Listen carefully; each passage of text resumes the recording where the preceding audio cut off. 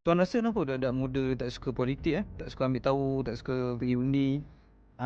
Saya rasa disebabkan mungkin diorang nampak politik dekat Malaysia ni semakin tak matang Hmm. dan semakin kotor lah. Sebab siapa yang saya nampak sendirilah, budaya politik kita ni semakin lama bukan semakin baik, semakin lama semakin kotor. Kita sebenarnya masih lagi tak matang lah dalam berpolitik sebab kita suka menghentam orang. Dan lagi satu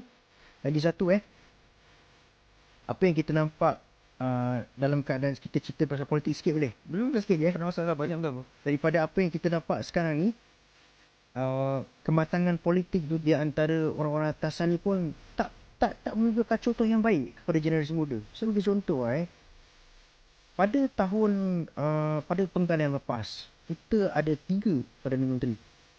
Kenapa? Sebab kita satu penggalan satu Perdana Menteri sajalah. Disebabkan apa? Masing-masing nak menjatuhkan di antara satu sama lain. Dah ada Perdana Menteri dipilih oleh proses demokrasi, sudahlah. Jatuhkan pula. Kemudian jatuhkan lagi 3 Perdana Menteri. Budaya itu pun pada hari ini pun masih ada.